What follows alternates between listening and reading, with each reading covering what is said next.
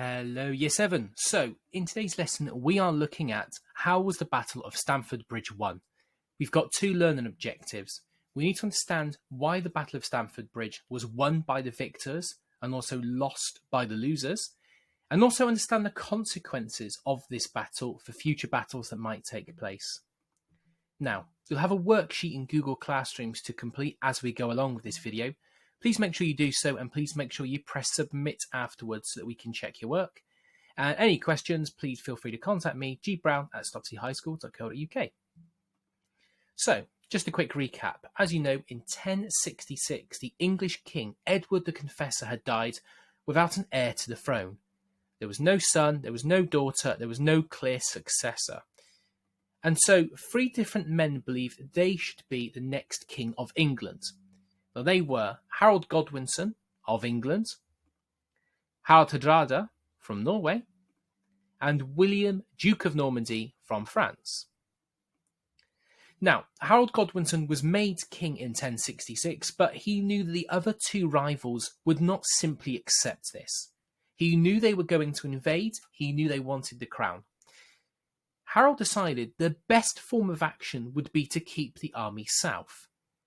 If we have a look on the map, we can see why. France is closer than England, and France was seen to be arriving faster than the army from Norway would do, led by Harald Hardrada. It was more likely William would attack first. So Harold Godwinson was just trying to play it safe.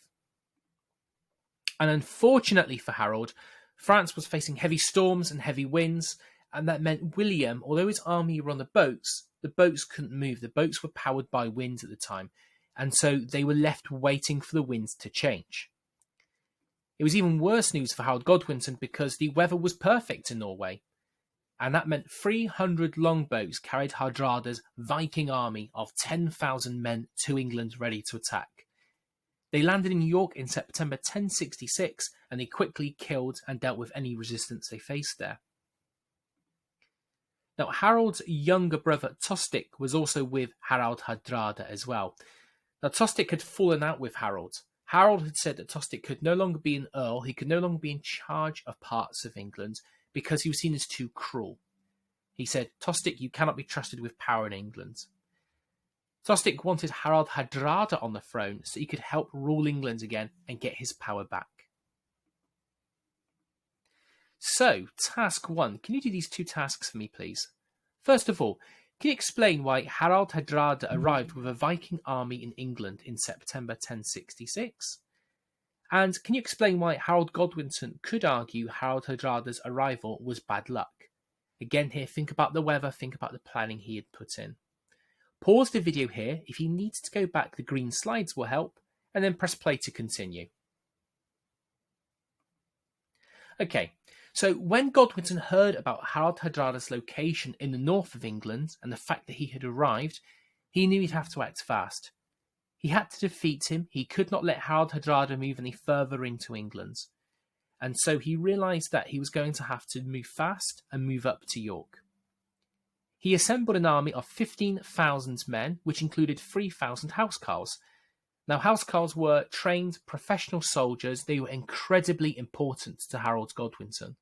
These were the main backbone of his fighting troops. He also collected men from villages to fight as he marched up. These were people that lacked military experience, but they were useful to have in numbers. They made up the bulk of his army. Godwinson made his troops move so quickly, his army covered almost 200 miles in just 4 days on foot. They arrived at Stamford Bridge on the 25th of September, and they were ready to battle. Tired from marching, but ready for battle. Now, this speed had taken Hardrada completely by surprise. They had not expected Harold Godwinson to be ready and to be there so soon. To show this, some of Hardrada's men had left their Viking chainmail, pictured here, their armour, 10 miles away on the boats. They didn't think they would need it for a while. Now, Godwinson and Hardrada both had similar armies in many ways. Both of them had housecarls, those professional soldiers armed with a battle axe, the most feared weapon on the battlefield that would cut the enemy in half. They both had archers who could attack from a distance, and they both also had men armed with swords and spears. Godwinson had more men in total. Don't forget they're fighting in England, so it means Godwinson can assemble more villagers. He brought 15,000 men to the battlefield, roughly, and Hardrada brought about 9,000. Some of those were reserve troops resting on the boats if needed. Once they found out the battle had begun, these people would run from the boats, run 5 or 6 miles towards the battle, but once they found out they were under attack, but actually it was too late really, the battle was over. And also these reserve troops were exhausted because they had just ran all of that distance to take part. Hardrada also had a special type of Viking troop called Berserkers. These are troops who were highly violent and incredible warriors. They would get themselves worked up before battle. They were worth about 10 men each. So, task 2. Can you please explain the similarities between Godwinson and Hardrada's army? And can you explain the differences between Godwinson and Hardrada's army as well? The blue slides will help here. Pause the video and then press play to continue. So, when Godwinson arrived in York, he could see Hardrada's army was scattered over fields and it wasn't ready for battle. This was a surprise attack. He had to get his army over a small bridge that you can see in the picture here and into the fields to attack quickly. To attack Harald Hardrada's army before it could organise itself, before it could form a shield wall. If Hardrada's army did do this, if they were able to bring their shields together, it would make it very difficult and very tough to beat them.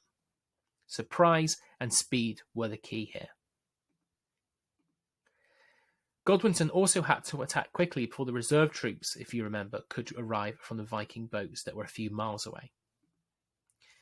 Now, legend has it that there was a lone berserker who held the bridge off for Hardrada. He bought him time. It stopped the English from reaching the Viking army, and about 40 people were killed by this lone berserker.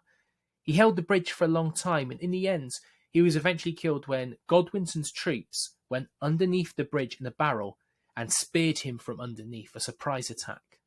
This meant the bridge was free, and Godwinson could bring his troops along to attack Hardrada. With access to the bridge cleared, the English army began attacking the Vikings. Hardrada was killed roughly about midday.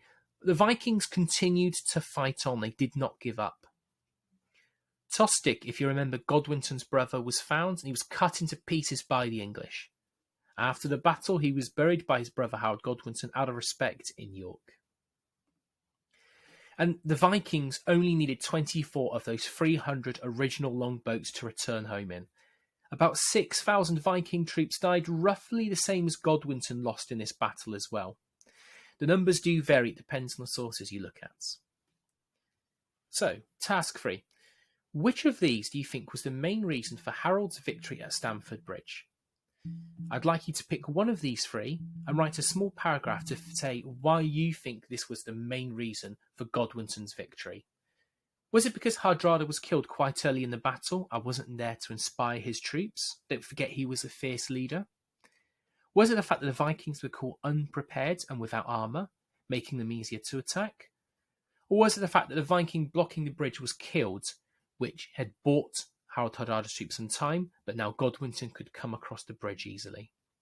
Pause the video here. The red slides will help if you need to go back, and then press play to continue. Okay, so Godwinson had lost a lot of his best fighters, the housecarls, in this exhaustive battle. His men were also tired. If you think about the fact that he had marched up about 200 miles in 4 days and taken part in a very tough, chaotic battle in York. Godwinson would need to replace these slaughtered housecarls with inexperienced villagers. This would cause problems if you think about this later on. Villagers will not be as good at fighting. Villagers will not be as experienced. Villagers might make mistakes.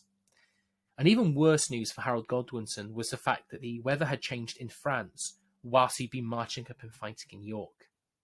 William, Duke of Normandy, had landed near Hastings on the 28th of September 1066. That meant Harold would need to march his army back down to face William. He could not let him stay in England. Okay, so task 4. Give this a go, please. Could you now explain why Harold Godwinson would now struggle fighting William, Duke of Normandy? Think about what's happened to his army. Think about how tired they are compared to William's. think about what's happened to the housecarls as well. Pause the video, the purple slides will help if you need them, and then press play to continue. Okay, that's it, Year 7. Thank you very much. Please make sure you press submit on that worksheet so that we can check your answers there. And any questions, gbrown@stopseyhighschool.co.uk. Thank you very much. Take care, look after yourselves, and we'll see you soon. All the best. Bye-bye.